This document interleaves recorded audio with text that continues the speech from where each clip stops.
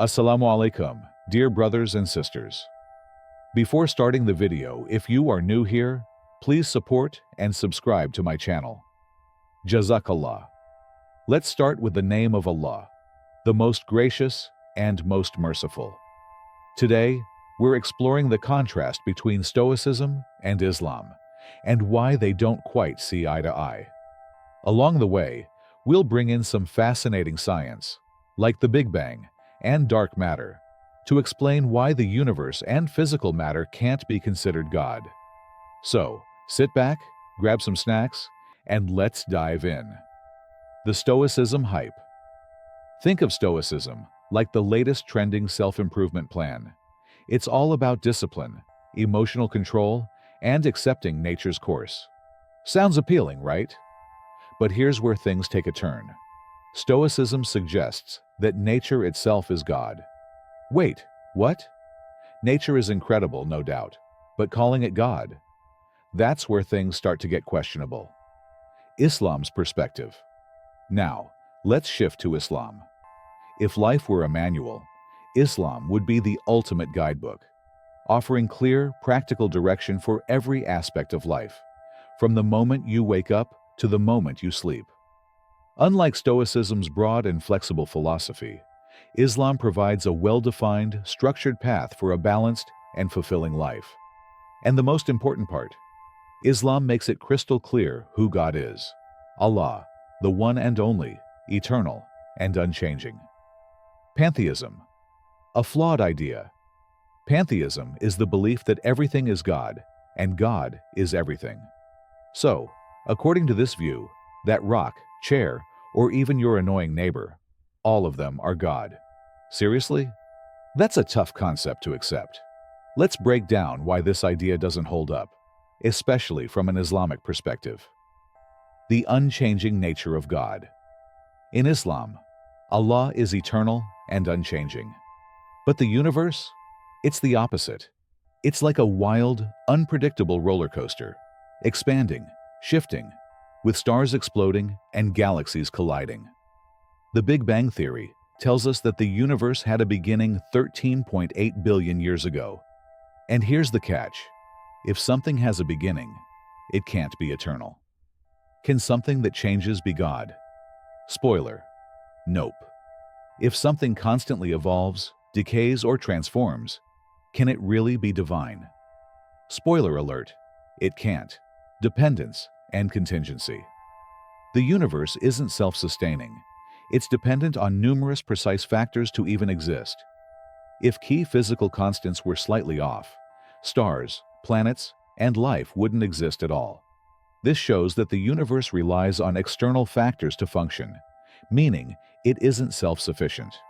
In contrast, Islam teaches that Allah is completely independent and self-sustaining.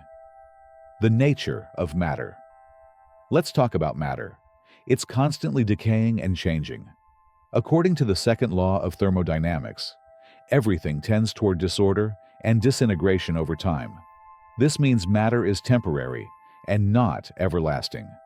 But in Islam, Allah is al-Baqi, the everlasting.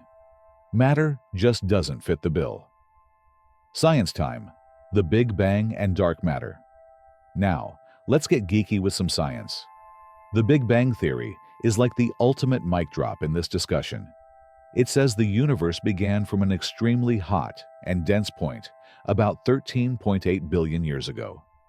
Cosmic microwave background radiation, CMBR. Discovered in 1965, the CMBR is the afterglow of the Big Bang, like finding a baby photo of the universe.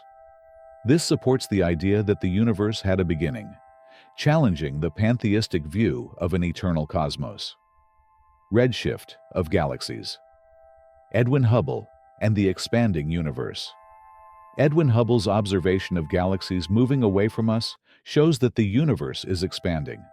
This expansion traces back to a single starting point, the Big Bang. Abundance of light elements. The predicted and observed amounts of hydrogen, helium, and lithium match what we'd expect from the Big Bang. This provides even more evidence that the universe had a definite start. Dark matter and dark energy. Dark matter and dark energy make up about 95% of the universe. We can't see them, but we know they exist because of their effects on visible matter and the expansion of the universe. This unseen stuff is like the ultimate mystery ingredient in the cosmic recipe.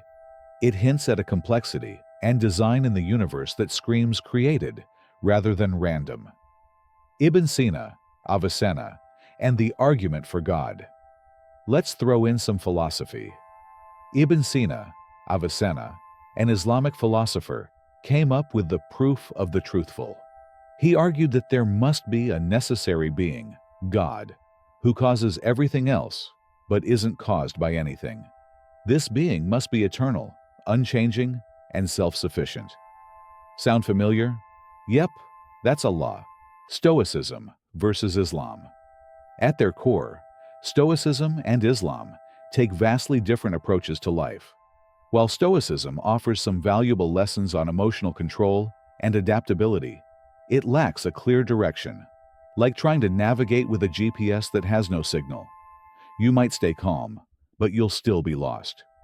Islam, on the other hand, provides a complete, structured guide that not only helps you stay on the right path, but also gives you a purpose to keep moving forward.